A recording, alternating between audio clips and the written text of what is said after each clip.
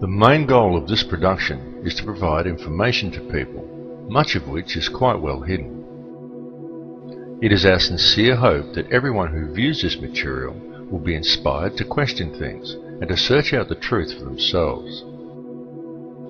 The arguments and conclusions contained within this work are the accumulated result of over 25 years of investigation and personal research. Many of the arguments presented here are not new. However, in order to see the larger picture, it is necessary that the many smaller pieces of the puzzle first be put into order. The information contained herein is as important to mankind as it is urgent. However, in an almost unfathomable act of irresponsibility, it is for the most part being ignored by governments, academics and media all over the world. This film is designed to make it clear to the viewer that there is more to the workings of this world than how it appears on the surface, and that this fact can readily be proven. It is the opinion of the makers of this film that the people of the world very much need to understand the true nature of the problems faced by the human family in order to find real and meaningful solutions to them, and that these problems do seriously need to be addressed in order to secure a peaceful and prosperous future.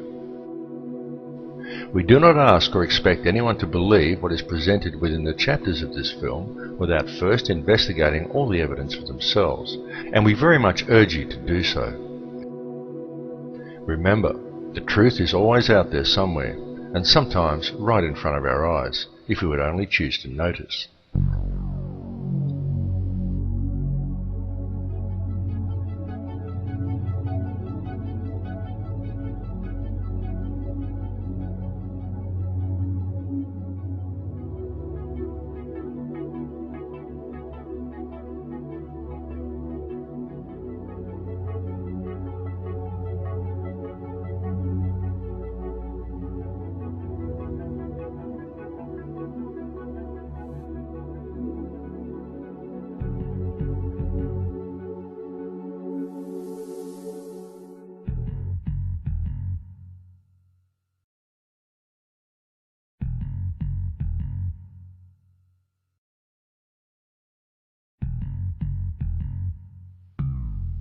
Over the last several decades, the human consciousness has been saturated with a huge intertwining web of conspiracy theories which are often too overwhelming for the average human to understand, and may in fact provide people with more questions than answers.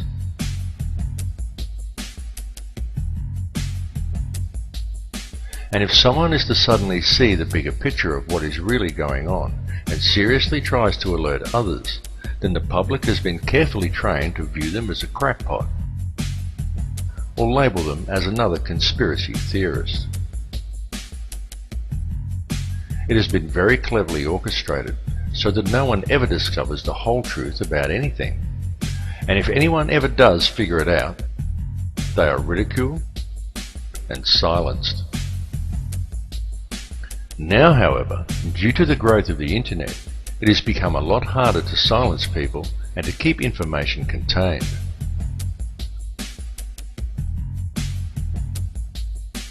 So what if a global conspiracy does indeed exist?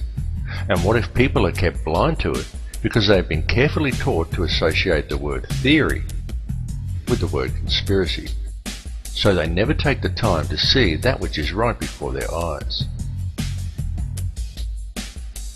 And what if this conspiracy deeply affects our future, our education system, our media, our government, our monetary system, and our beautiful planet? If such a conspiracy does indeed exist, then most certainly it would affect everyone on a personal level. So would it not be imperative for you to become aware of such information, both for your own well-being and for that of your children? It is quite understandable that due to the overwhelming nature of this topic, many people do not even want to begin to look into such things. But if one does take the time to look and steps back a little further, a definite picture comes clearly into view. and what is found is a situation that could be easily rectified. Would people simply take the time to become aware? The secret organizations of the world power elite are no longer secret. It's no longer a theory. It's no longer a theory. It's no longer a theory. All matter is merely energy condensed to a slow vibration. The only truth you know is what you get over this tube. We are all one consciousness experiencing itself subjectively. An entire generation that never knew anything that didn't come out of this tube.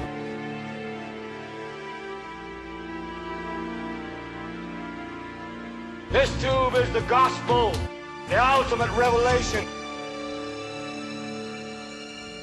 Their whole purpose throughout history has been to teach a small number of people how to become adept at controlling everyone else.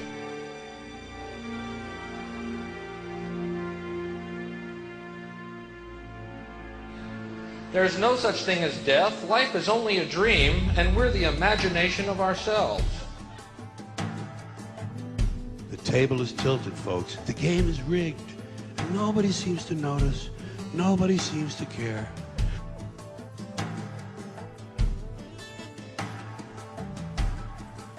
Whether you decide to take the time to listen to so-called conspiracy theories or not, there are some things that should be clearly understood by all, and these are not conspiracy theories by any stretch of the imagination. They are well documented, quite traceable, and very provable facts, and these facts are as follows. There is one ruling bloodline that exists on this earth. This ruling bloodline is very old. It is the same bloodline that has always ruled the earth ever since the days of ancient Egypt, and it is very pervasive. For example, many people think that anyone can get to be President of the United States, but the reality is that a large number of presidents are in fact related, and their lineage can be traced back to European monarchy, and in particular to the line of William of Orange. This elite bloodline can actually be traced back a good deal further than that, and even back as far as the royalty of ancient Egypt, and it is this very same bloodline that has ruled the earth ever since, and to which the British monarchy and many other world leaders can ultimately be traced. The families of this line are steeped in ancient traditions and symbolism, and they do not attempt to hide these connections. Just a look at the royal coat of arms, the royal regalia and the coronation throne clearly demonstrates these connections. In fact, the signs and symbols are always right there in plain view for discerning eyes to clearly see. One only needs to take the time to look. Any real investigation shows us that the entire financial system by which the world is run today is actually operated by the Crown. And contrary to popular belief, the Crown does not refer to the royal family or to the British monarchy. The Crown actually refers to the inner city of London, which is in fact a privately owned corporation that functions as a completely separate sovereign state outside the jurisdiction of England. Most people are completely unaware that when they swear allegiance to the Crown, they are actually swearing allegiance to this private corporate empire. The inner city of London also has two sister city-states of Vatican City and Washington's District of Columbia, both of which are also separate sovereign states within their host countries. Each of these three city-states has its own flag, its own laws, its own news services and its own police forces, and each pays no taxes to the host country in which it is located. These three cities form a private, covert empire that operates the entire Western world, that is known as the Empire of the Three Cities. The inner city of London is the centre for monetary control. Vatican City is the centre for spiritual control. Washington DC is the centre for military control. It is the individuals who control this private corporate empire who call all the shots and pull all the strings. These people control all governments and all mainstream media via the stranglehold they have over the world monetary system, and more people are becoming aware of the reality of this all the time. The beginnings of this private empire can be traced back to a secret meeting that took place in 1773 between Mayor Amschel Rothschild and the heads of 12 other powerful families, including such dynasties as the Warburgs, the Schiffs, and the Oppenheimers. Following this meeting, Rothschild employed the services of a man by the name of Adam Weishaupt in the creation of a society known today as the Bavarian Illuminati, which was itself officially founded 3 years later in 1776. Many people think the Illuminati is a myth, but in actual fact this society is still in operation to this day and has since become the most powerful organization in the world. The surviving members of this order are the individuals who also indirectly own and operate the World Bank. It is the World Bank who covertly dictates global oil prices and whose shareholders also control the global Federal Reserve banking system.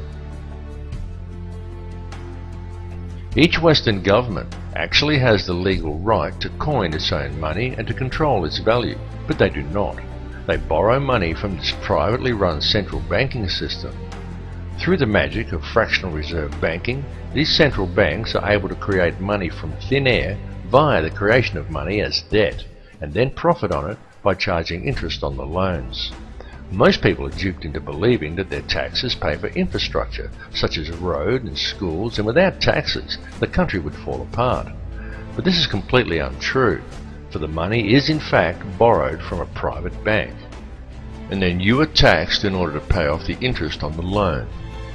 No matter how you choose to look at things, one thing must be clearly understood, and that is that every person in the Western world who has a job is forced each year to give away approximately 3 months' worth of their wages in taxes, and that money goes directly into the pockets of the private individuals who own and run the Federal Reserve banking system. It's one big, privately run scam.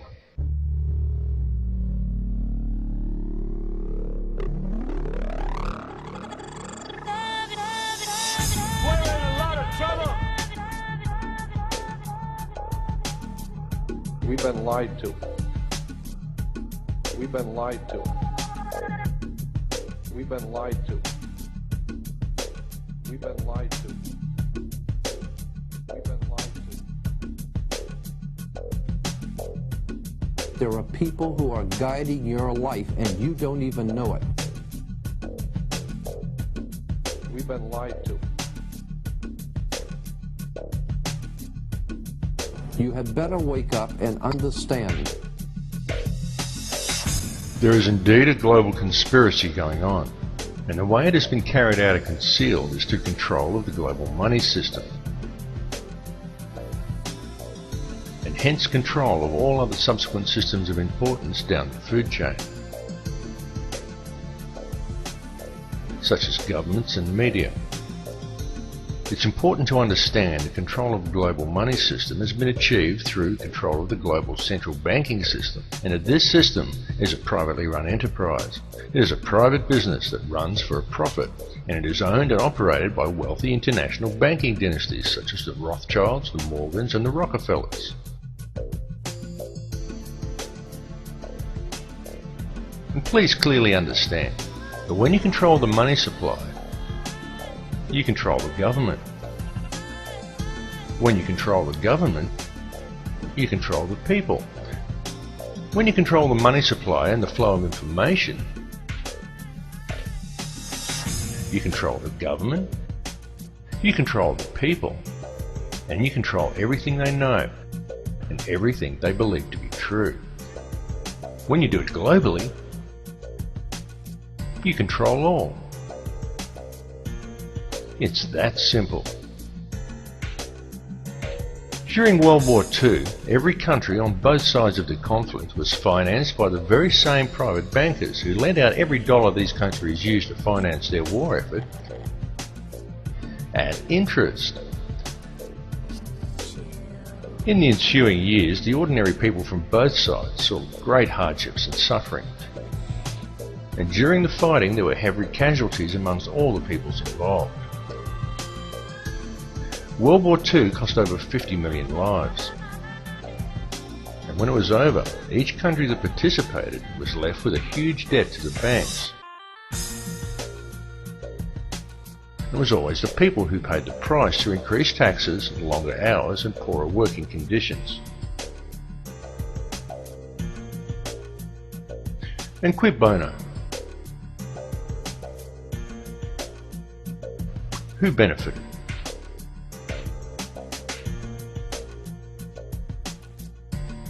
Well, J.D. Rockefeller stayed home, and he made profits in excess of $200 million from it. For international bankers, there is nothing more profitable than war.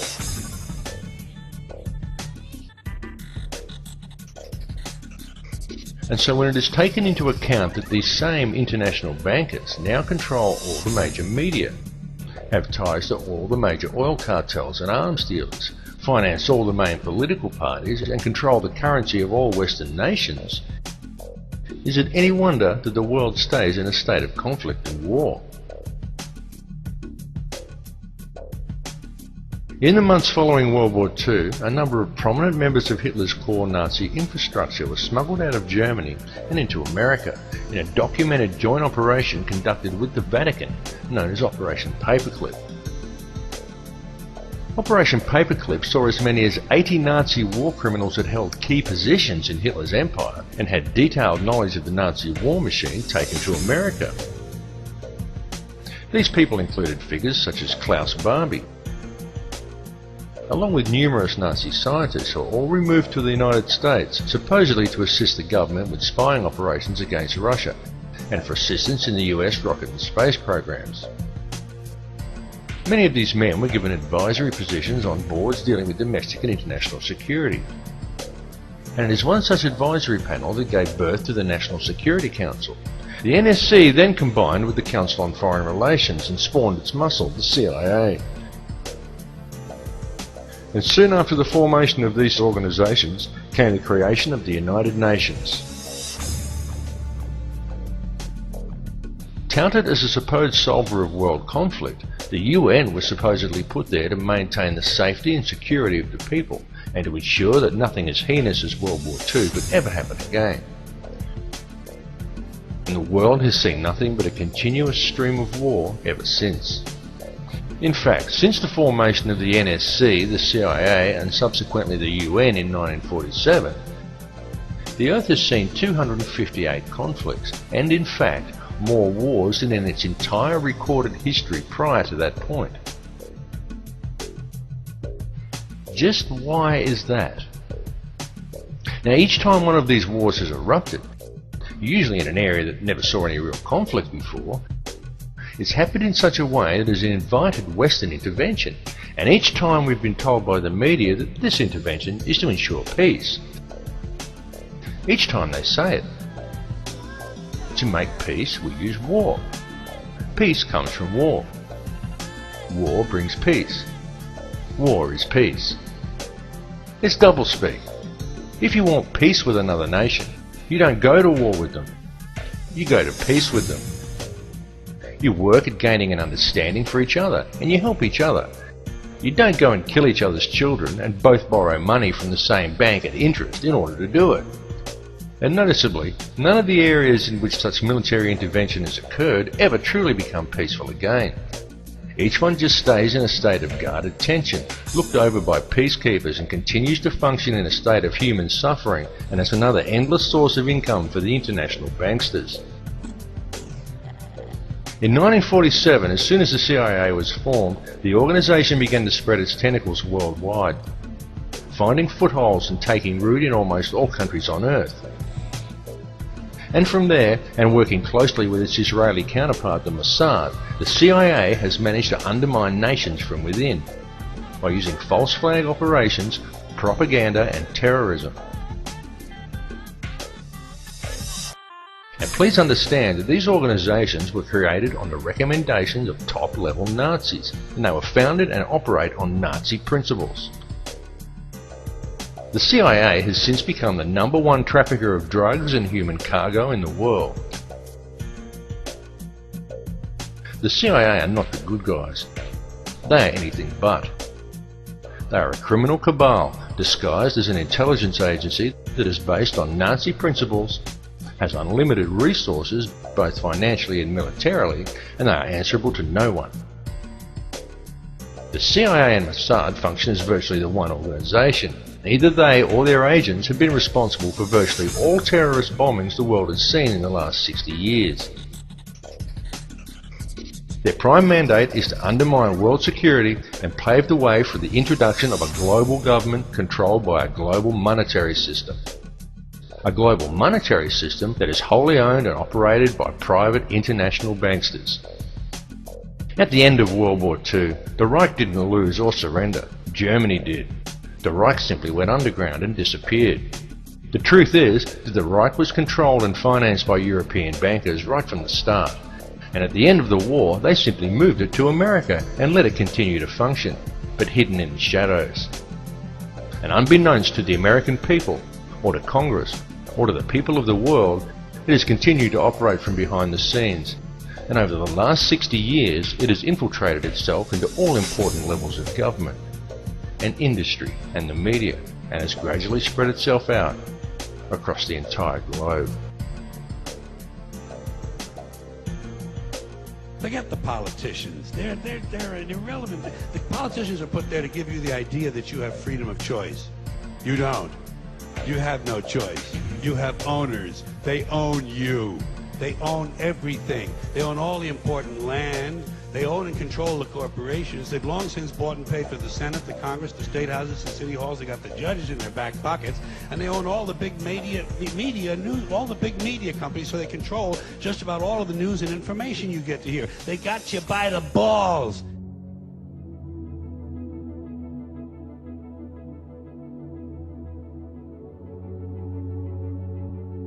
The current world situation has been carefully planned, and it is a plan that has been long in the making.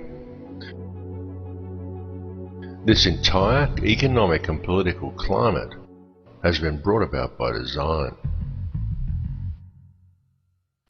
In the late 1970s, a plan was put forth by the CIA to train Islamic fighters in the Afghan war against Russia in a new form of radical Islamic thinking. The concept was to teach the Mujahideen that the Russians were not just attacking their country, they were attacking their faith. During that period, large numbers of fighters came to Afghanistan to help in the struggle, and large training camps were set up and run by the CIA to accommodate them. The man who was selected to lead the mercenaries by the CIA was one Osama bin Laden, who was given the code name Tim Osman, which was used on trips made to Washington to lobby for funds. The trip to Washington was made by bin Laden on at least 2 occasions.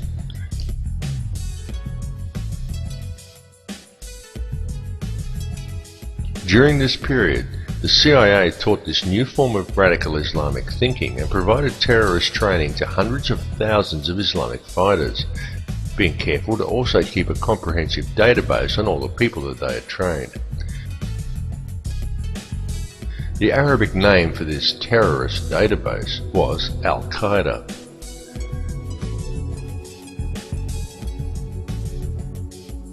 Concerned over this new form of radical Islamism and the sheer volume of fighters the CIA was turning out, then Pakistani Prime Minister Benazir Bhutto wrote to the director of the CIA and cautioned him openly, saying in her letter, "You are creating Frankenstein." It's alive! It's alive!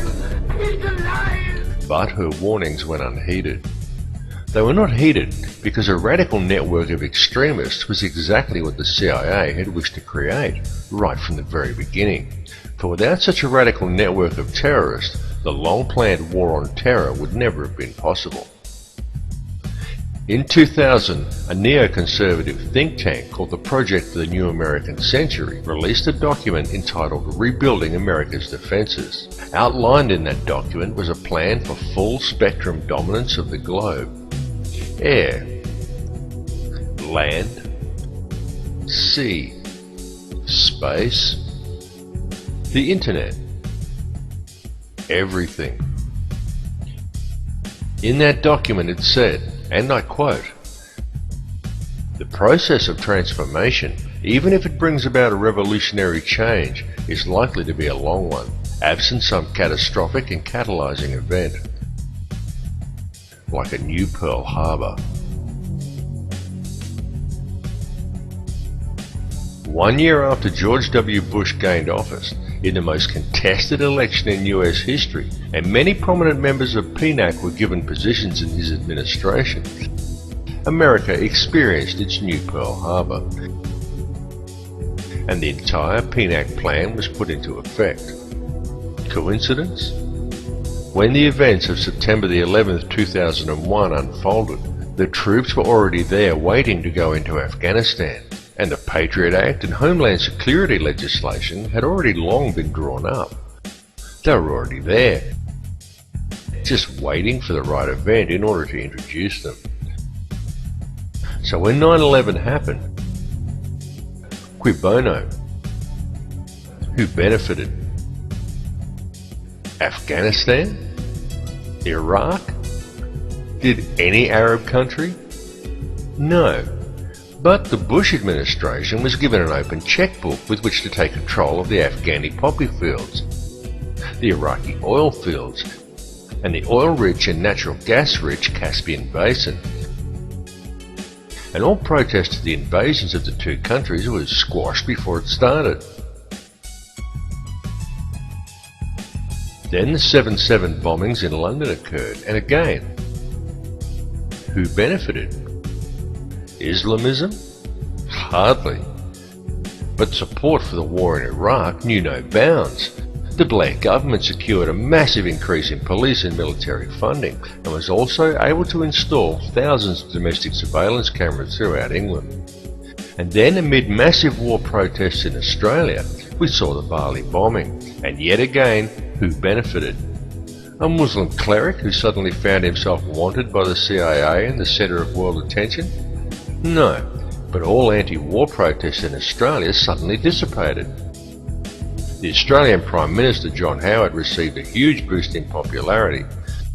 The Australian police got to establish themselves as the local police of the entire Australasian region, and both the Australian and the Indonesian military secured massive increases in funding.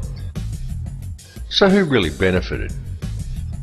The real facts, and as can be seen clearly by examining the evidence in all three cases, is that each one of these so-called terrorist attacks was a false flag operation designed to remove more rights from the people of Western countries, and to further consolidate the hold the international banking elite has over our world.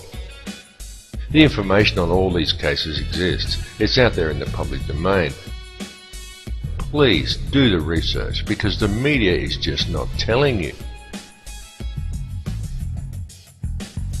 A large portion of Al-Qaeda funding comes from the Pakistani ISI, and it still does. And yet the ISI is an openly admitted and funded wing of the CIA. The CIA created hundreds of thousands of extremists and trained them in radical Islamic thinking, and it kept a database on them all. All these extremists still receive funding from the CIA channeled to them via the ISI, and don't even realize who they are funded by.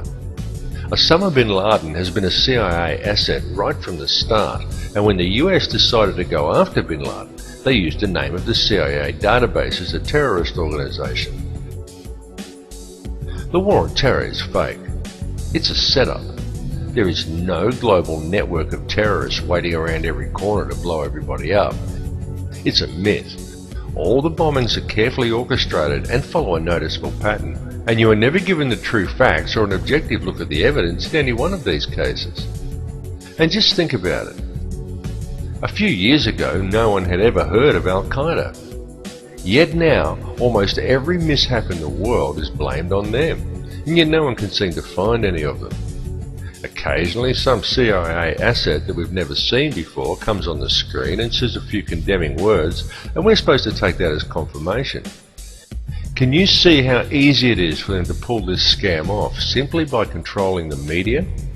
And while people have been distracted and living in fear of terrorism, international law enforcement borders have been slowly eroded away. For example, to clean up after the recent tornadoes in America, Canadian soldiers were used. Australian and Indonesian police now routinely train together. And now remember here that Indonesian police have a reputation for being amongst the most brutal in the world. And yet here we have Indonesian and Australian police swapping ideas and methods. Many people have been trained to think that to talk about this stuff is to be anti-American. But nothing could be further from the truth. The perpetrators of all of this are based mainly in England and Europe. They are just using the military might of America to carry out their plans because they have usurped the American government. American President George W. Bush all but subverted the entire US Constitution, and he robbed the country blind. However, it must be understood that it is not America itself doing this. The people who are doing this have set themselves up globally. Remember the words of JFK. For we are opposed around the world by a monolithic and ruthless conspiracy that relies primarily on covert means for expanding its sphere of influence, on infiltration instead of invasion, on subversion instead of elections, on intimidation instead of free choice. It is a system which has conscripted vast human and material resources into the building of a tightly knit, highly efficient machine. For years, it's been used coming out of our taps to fight tooth decay. More than 1,000 scientists and medical professionals from across the world have banded together to warn us that even in its most diluted form, fluoride is still a poison and can harm your health. We can't dump it into the sea, but we put it into our own drinking water. It's extraordinary. Fluoride in our water supply is a very real and ever-present risk to our population at large. And there's also concern about advice given by dentists that it's okay for kids to swallow toothpaste containing fluoride. Recommending that they swallow their toothpaste is very, very poor advice. Fluoride is poisoning us, and the research is being overlooked.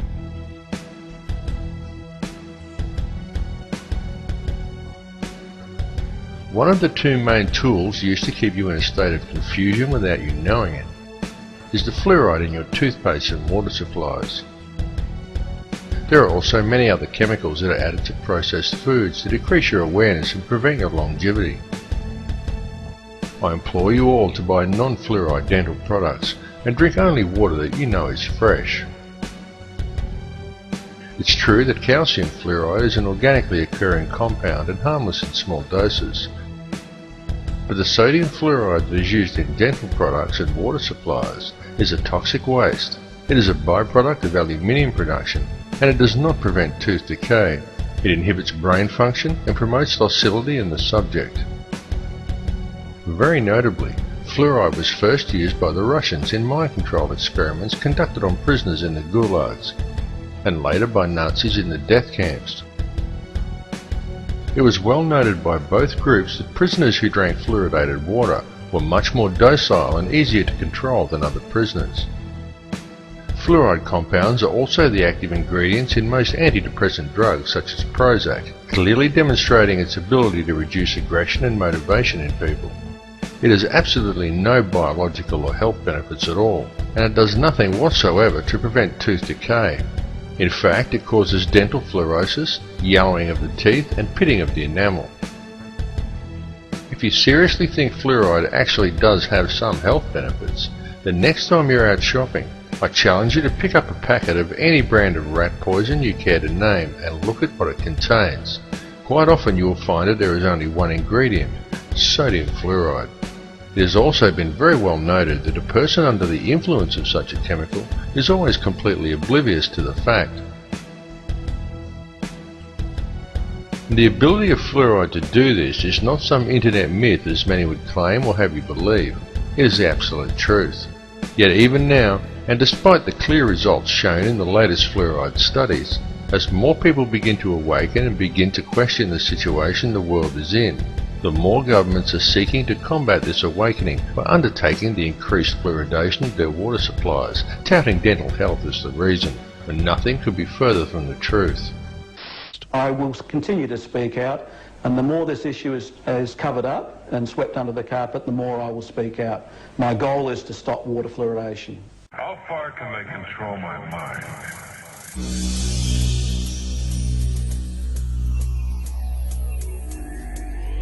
The second, and perhaps the most important tool that is used to keep people in check and prevent them from ever becoming truly aware, is television. Television is the greatest and most all-pervasive hypnotist and propaganda tool ever conceived. TV teaches people what to think, but not how to think. And TV has given modern humans an utterly false perception of society, of the world, and of each other. Through TV, the power elite have succeeded in creating a distracted, misinformed, divided and class-driven society suffering historical amnesia and completely oblivious to the true realities of their surroundings. And all of these people view themselves as truly informed and are very quick to berate and ridicule anyone who offers them an alternate perspective. Subsequently, through the ideas put into their heads by TV and through a TV-driven obsession with the collecting of meaningless trinkets, fashions and possessions that the TV tells them defines who they are as people, the power elite have also managed to rob most of the common man of their wealth, their lands, their skills, their education and their history.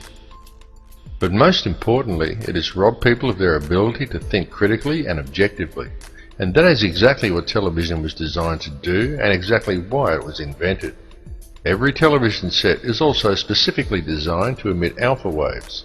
These can be clearly seen as a series of horizontal lines that run across the screen from top to bottom at regular intervals when using a camera to film an operating TV set, but they cannot be detected by the naked eye. These regular lines are not simply a normal part of the functioning of your picture tube. They are there for a particular reason, and they travel across the screen at a predetermined and very specific pace. How often have you seen someone sit at a TV and say, "I don't like this program," and yet they sit there and watch it anyway? How often have you done it yourself?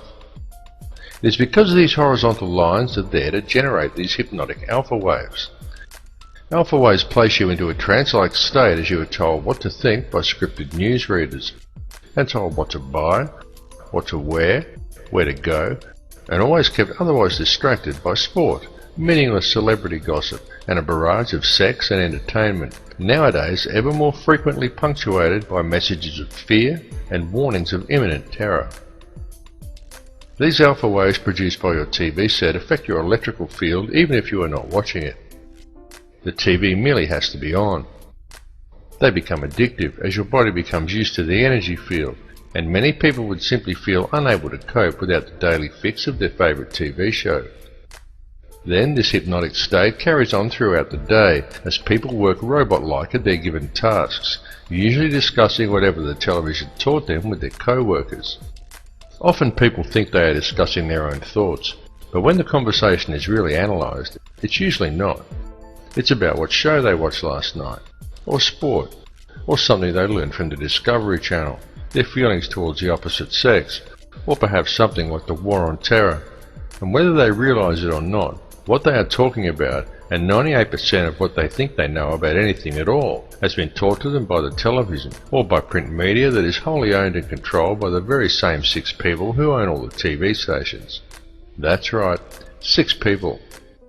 60 years ago, the media in the Western world was run by 86 small corporations, who all competed to deliver the best and most informative news.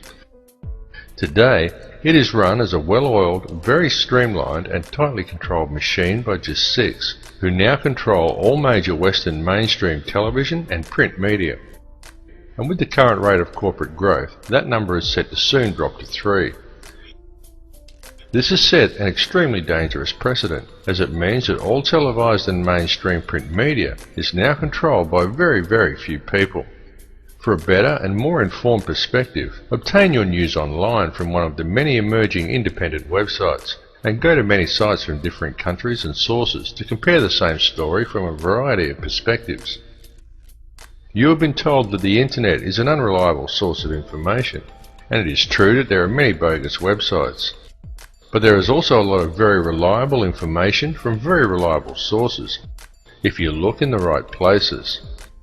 And remember, the ones who are telling you the thousands of independent websites who have opposing views to the mainstream shouldn't be trusted, number only 6. It is just that it is those 6 who control all major media. So those 6 are able to control most of what information gets to the general public, and how such information is presented. It must also be duly considered that all of these 6 media corporations have extremely close ties to major financial institutions and arms manufacturers. Such a conflict of interest immediately poses huge questions regarding the objectivity and reliability of any information presented by these organizations. And if that were not bad enough, each one of these 6 corporations gets their news from only one of 2 sources: Reuters or the Associated Press. These 2 organizations serve as an international news pool and channel all information down to the networks. Only Reuters actually owns the Associated Press, and Reuters itself is wholly owned by the Rothschilds. This is why there is never any negative press about the World Bank or the international banking cartels reported to the people by the mainstream media. It is why the majority of people have no idea about Codex Alimentarius or the real effects of fluoride, and simply do not know how the world and its corrupt money system is really run. There's a method to their madness. There's really not much method to yours, because you're operating from a place of ignorance. You don't even recognize half the weapons that they use against you. And some of them seem so insignificant that you don't even try.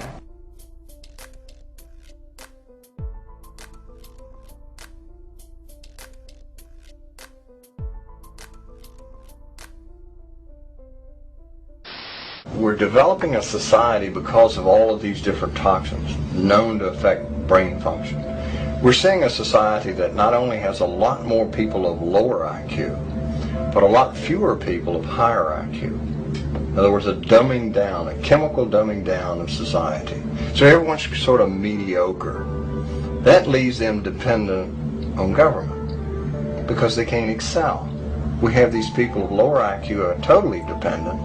Then we have this mass of people who are going to believe anything they're told because they can't really think clearly.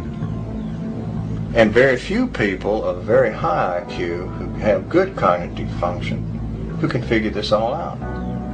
And that's what they want. So, you can kind of piece it together as to why they are so insistent in spending so many hundreds of millions of dollars of propaganda money to dumb down society.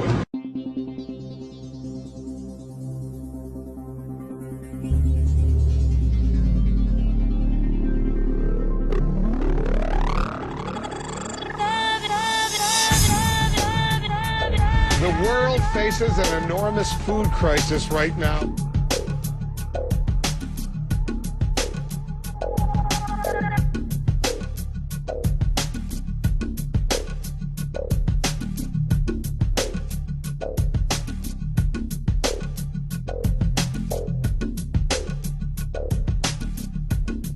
He who controls food controls the world. Mankind is facing a massive threat.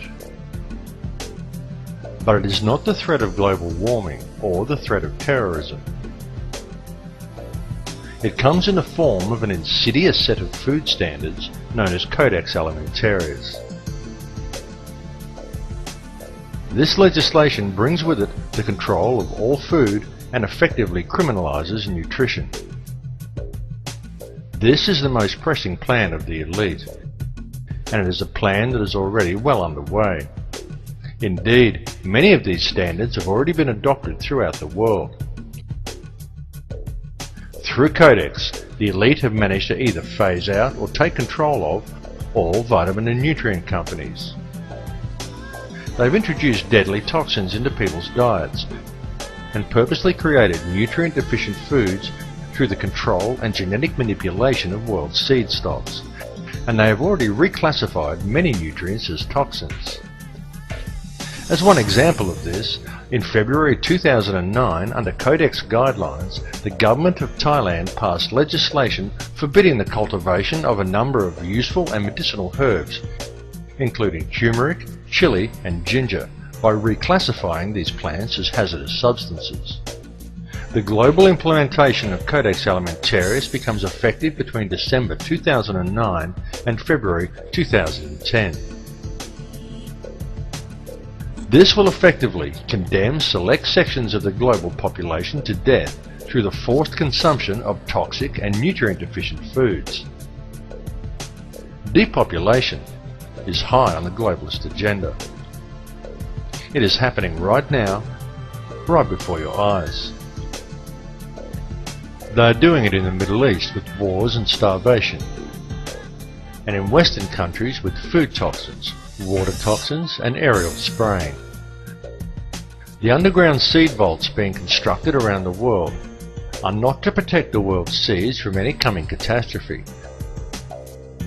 They are to protect the genetically pure and wholesome seed stock of the elite, in order to provide them with clean, nutrient-rich food for years to come, and to keep the supply out of the hands of the people, who will be fed nutrient-devoid, genetically modified foods designed to kill them, but slowly, so that people don't notice it being done.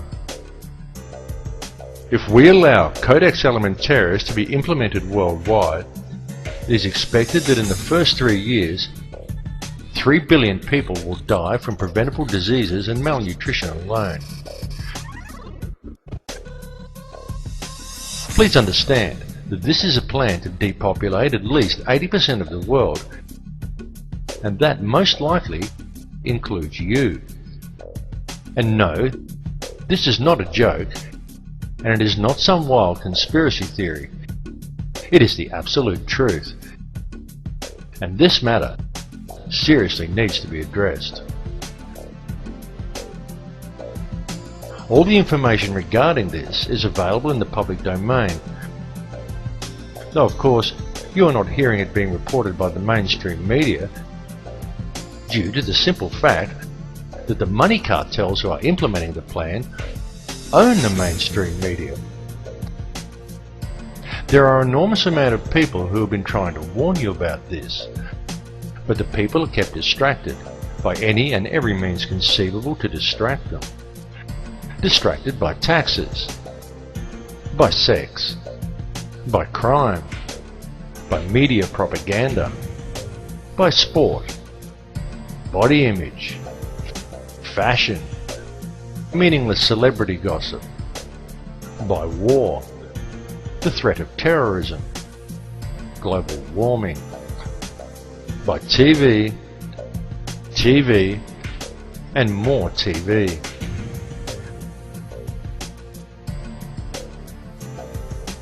Bringing this information to the public is the most important and challenging task humanity has ever been faced with.